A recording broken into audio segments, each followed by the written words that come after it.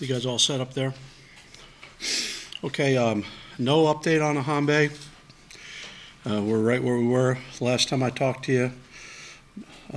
Mosby, he had all his classes, all his stuff for his jazz class had been turned in before I talked to you the last time. The professor had 8 assignments yet to grade. He's doing well in the class. Now the professor has 2 assignments left to grade. He can't get his AA degree till after the professor grades the 2 assignments. When they do, then we get the official information from the school. Then he'll be here. So that's the answer on those 2 questions. Jamae had a minor procedure done. He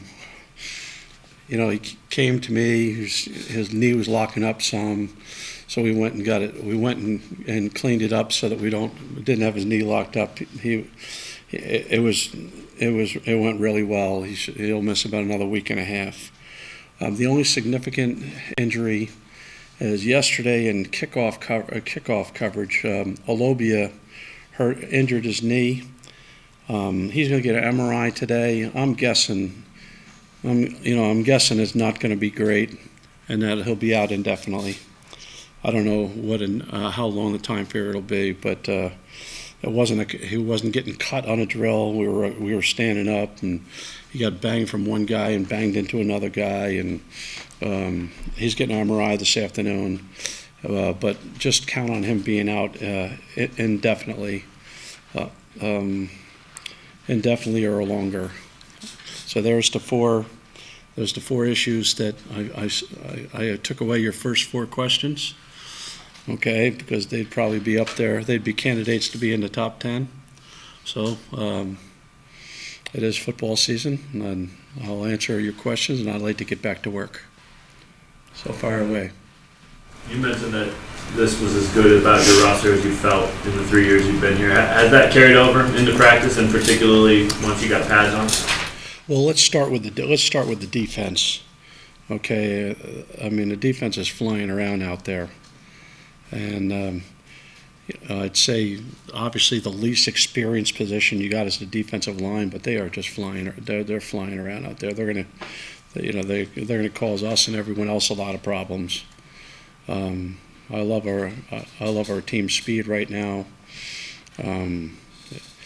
They give up some plays, but I've been pleased with where we are there, and I think that we can safely, we're like everyone else when it comes to injuries now. We're a couple injuries away from, having some serious problems, but right now we have some depth with players that we're not going to be afraid to play, and I think it bodes well for your chances on defense. On offense, I think that the position that we've been not toying with because we're trying to get settled down, but I think we're getting closer to settling down on the offensive line. We're mixing and matching a little bit with some positions. We'll do that through this Saturday. After this Saturday, we won't do that anymore. Because next week we start a transitional part of our training camp, and once we've gone through trial and error of this week of can the center play guard, can the guard play tackle, can the tackle flip over? This is the time of year you find those things out. But I think other than us trying to make sure we know exactly what we got with the offensive line, I kind of like our receivers some. I kind of like our running back some. Obviously Jamae is our most experienced guy at tight end. It'd be nice to have him right now, but just as long as we have him for the season, that's really the most important thing. Wyman and Duvik have been kicking the ball very consistently, but we haven't been in the stadium yet, and we haven't had any fans around yet. So we'll see what it looks like when that happens. And Perdula's Perdula. You have a talented newcomer, I'll give you one on each side of the ball. Watson at linebacker and Avery at running back.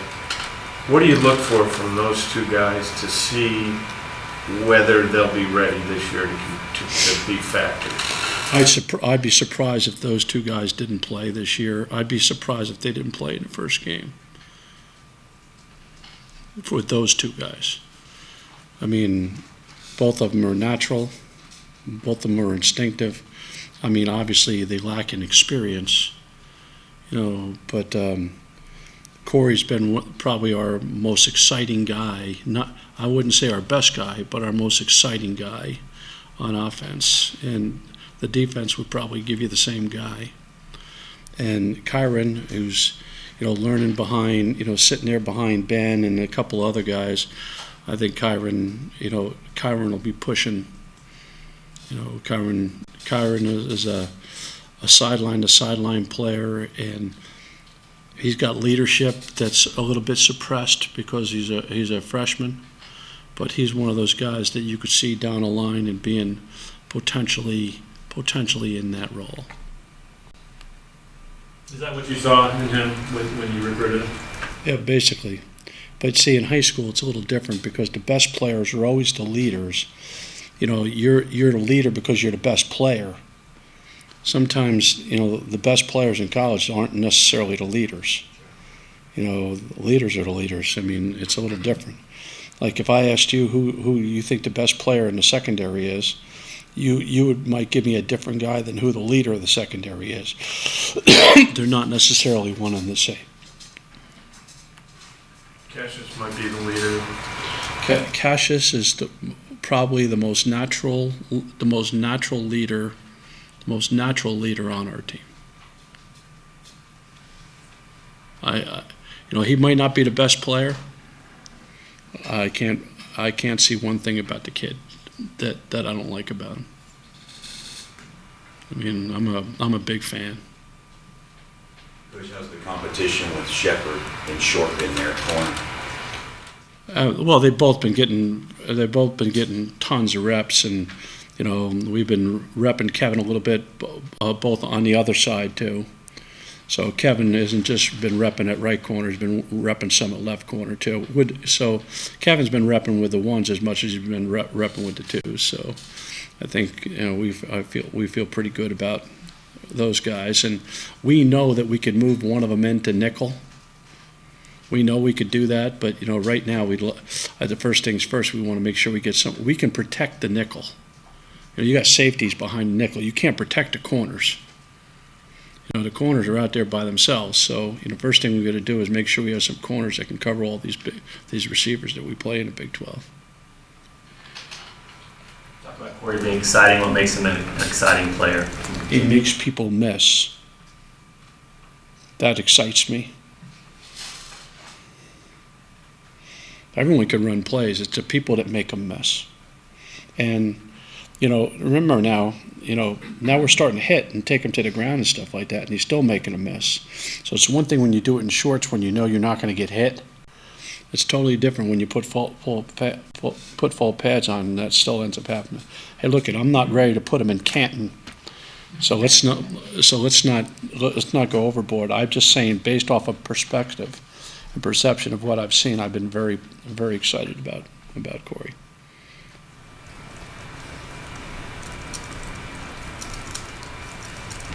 You good? Is there a three-way battle potentially at center?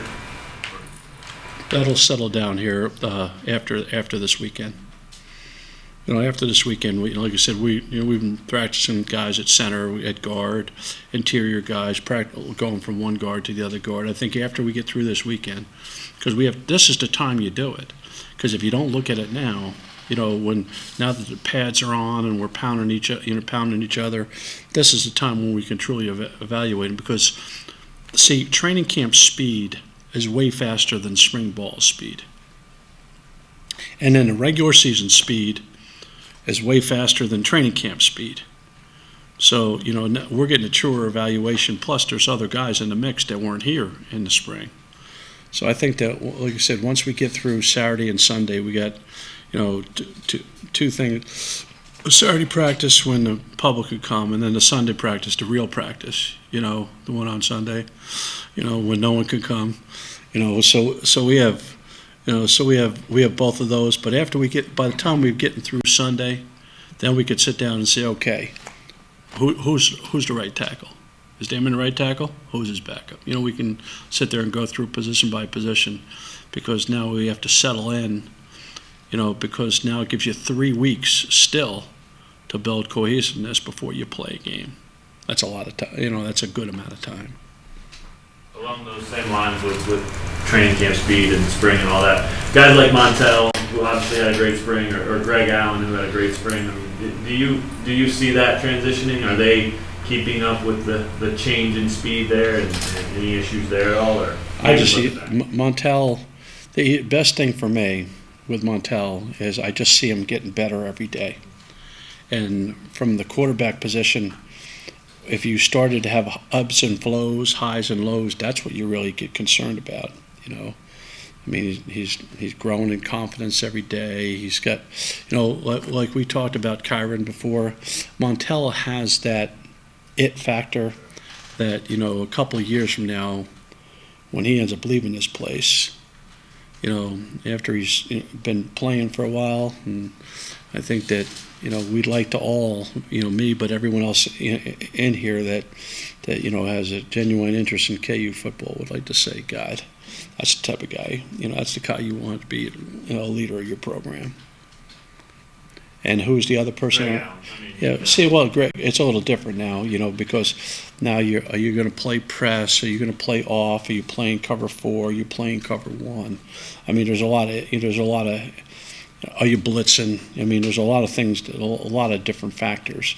Greg is not there to be the leader. He's there to play nickel. You know, Montel is there to, you know, he's the guy with the ball in his hand on every play.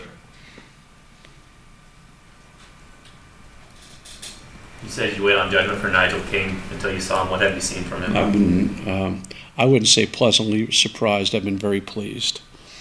He's another big physical guy, but he catches the ball, and he's not falling behind. And these are the type of off the field things that you'd never see.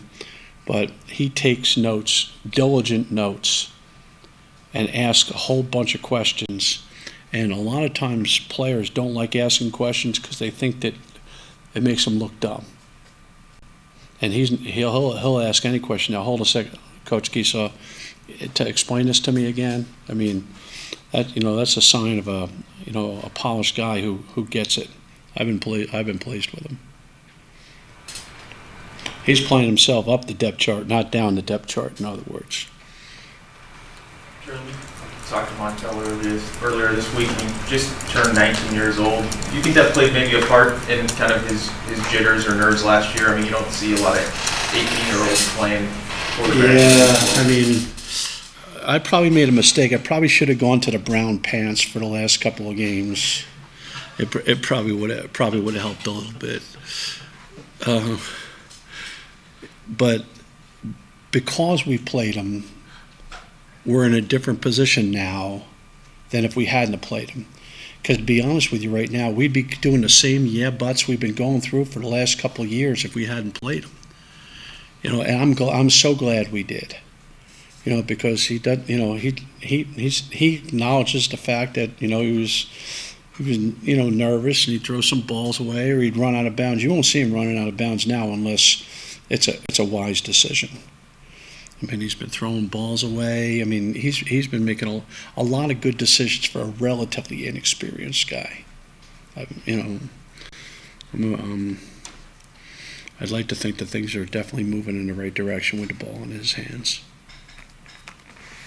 Is your kick return situation something that you have 3 weeks to still play out, or do you have to get that pinned down sooner? Or? Well, I mean, we have some guys that we think are frontline returners on both kick returns and punt returns. Okay, and I would like to use the best guys as returners. I mean, I don't believe you just put anyone back there as returners. First of all, let's look at kickoff return. How many opportunities do you really get? Maybe half, maybe. So when you do get an opportunity for a kickoff return, you'd like to have a chance. Okay, punt return, it's a totally different mentality than a kickoff returner. Because when you catch a kickoff return, you've already driven back, your body weight's already leaning forward. As you catch it, you're already going, and they're still 20 yards away from you. Okay, whereas a punt return, you're catching the ball, there's usually a party in your face as you end up catching it. I mean, punt returners with the evolution of the spread punt has almost gone away.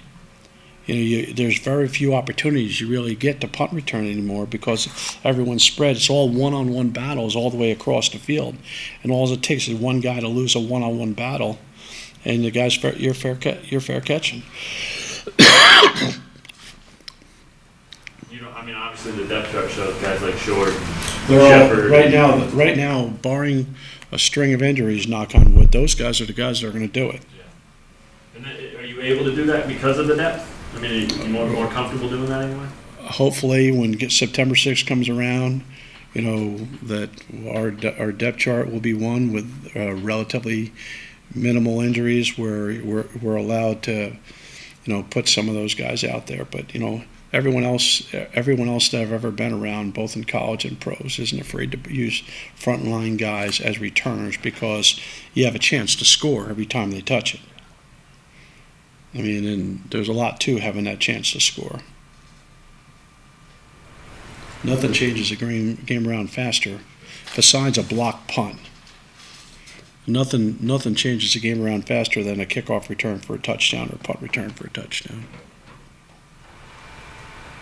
What did you see from DeAndre, man? I mean, what can he do to move up the depth chart? Oh, DeAndre's challenging. He's challenging for number one as well. I mean, Brandon and Taylor have their work cut out for him with these two guys here now. There's quite the competition. DeAndre's a natural runner, and he also has a second gear that it's good to see on the field. Because sometimes you watch a junior college tape, you'll see him running away from people, and you don't know if he's running away from them because he's just better than them, or does he have that true second gear, and he does have one. And sometimes with a guy who's 5'9", 205, whatever he is, you see that short, stocky guy. You say, he's not going to be able to run like that, but he can. You guys released some new uniforms yesterday. I wondered what you thought about them. I don't vote. Okay, I think the most important thing, I think that our players love them. I think that most of our fans will like them, but it really has nothing to do with whether we win or lose. And to be honest with you, in case you guys haven't noticed, I'm all business, and I really don't care. I just want to do whatever we can. If that little psychological thing gets the players motivated, it helps them in any way to help them win, let's wear them every game. I mean, I don't care. I really don't care.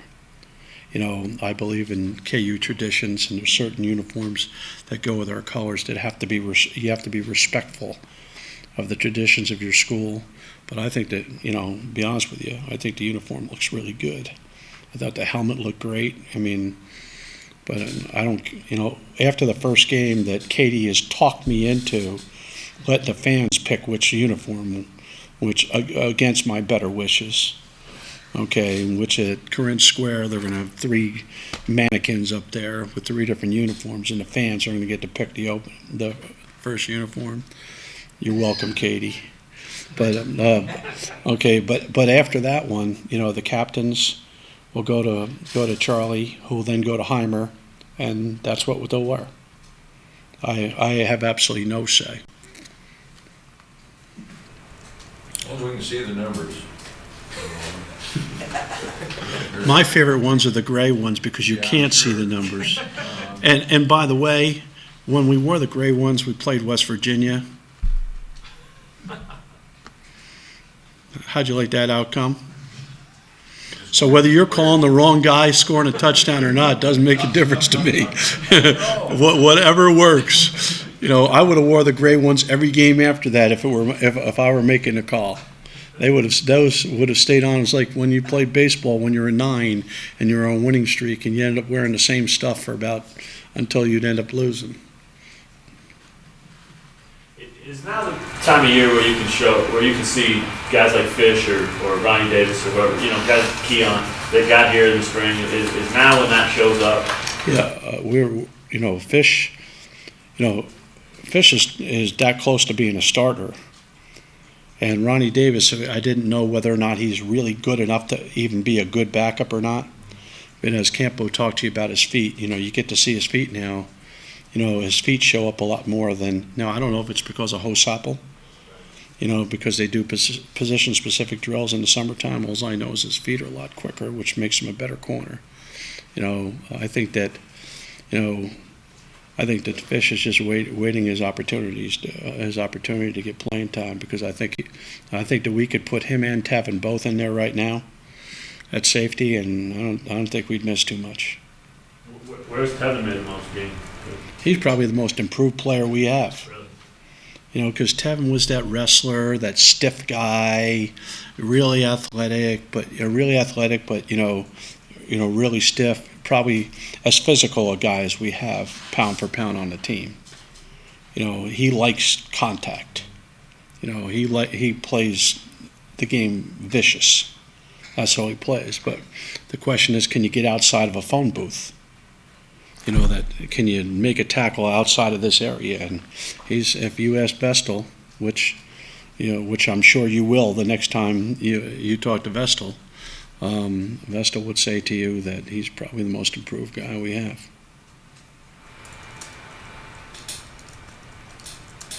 Listening to Tony the other day, he really seems upbeat and back to being Tony. Yeah, there's a couple things to that. Obviously, his head feels great. That's the first place to start. But I think that now he when you moved out there to the wide receiver position, even though athletically he could run by people, he was a little bit of a chicken with his head cut off. Now he's a receiver. Running routes, showing technique, showing fundamentals, and I give a lot of credit to Tony, give a lot of credit to the coaches, Eric in particular, but they spent a lot of time, and he's no longer now. We spot him in at running back a few times because it causes some personnel mismatches, but in reality he's a receiver now, and it helps because, as we know, we haven't got much production from that position the last couple of years. You've changed offensive coordinators, but you still don't have an offensive coordinator out in the booth. Oh, that's his choice. That's my choice. Okay, but you remember now, with the way the game is played, we had this conversation last year about the defense. Okay? And the conversation was the reason why the defensive coaches have to be on the field is because of the speed of the game. Okay, well, when you're running the whole game, no huddle. Okay, and you're running it at different tempos. I mean, a lot of it, it isn't like you can't see it from the sideline. I've coached from both the field and the sideline, but when you're running no huddle, there's a lot to being downstairs. But that's John's call. John's also coaching the offensive line. I don't know how he can humanly possibly, be upstairs and down, upstairs when, he's the voice of the offensive line. I mean, he could have somebody else do it. It's just not the same as him doing it. Who's the most veteran set of eyes upstairs? Well, actually, the most veteran set of eyes on offense would be Keesaw, but the guy who actually does a great job doing it is Blasco. I mean, I've been with Blasco for a long time. He's calm. Okay, he sees everything. He doesn't. He gives you exactly what you want, and the order you want it, and the timing that you want it. So I think that John will pick between one of those two guys. We had this conversation just the other day, which guy would be better on the field versus which guy would be better upstairs. And just because you're a veteran guy doesn't mean you'd be the best suited to be the guy. Because with all the receivers we're playing, we might be better off with Keesaw being on the field and Jeff being the guy that's feeding John the information that John needs to know.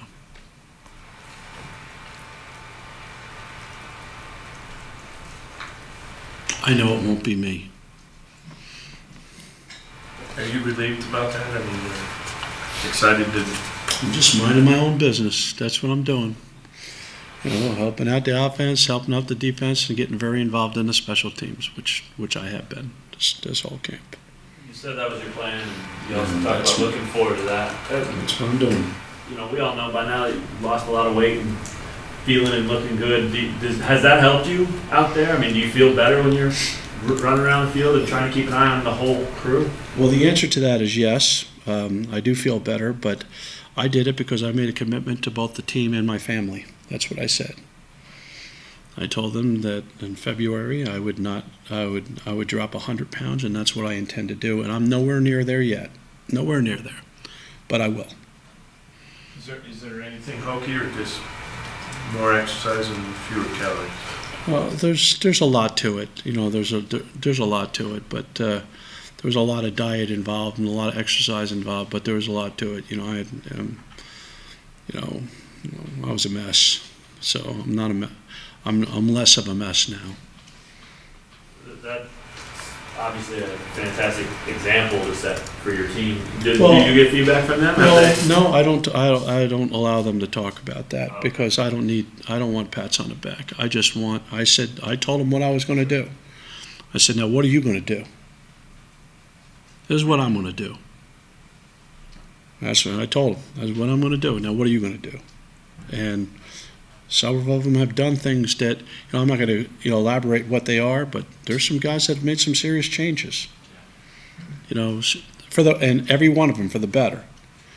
There's a lot of guys. I wasn't the only one who stepped up. It's just that, when you evaluate what you think your biggest weakness is, that was what I felt my biggest weakness was. So I wasn't going to let it beat me anymore. God bless you. Bolton been about what you thought you had and you had him here last year? Yeah, he's a big physical guy, still learning a little bit. So sometimes when you're learning a little bit, you think a little bit more than you need to, but we got another 3.5 weeks before we play. And, I think that by the time we roll around in September, I think he'll be ready to go.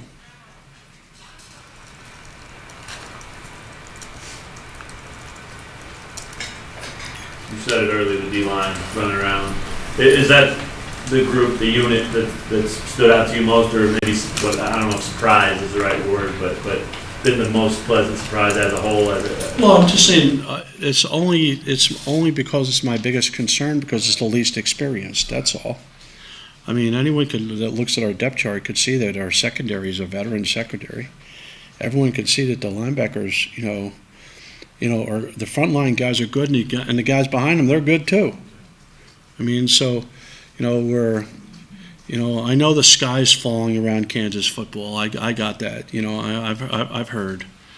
Okay, but inside the building, there's nothing falling around here because we're getting ready to go. And the only way we're going to change anyone's mind is on the field.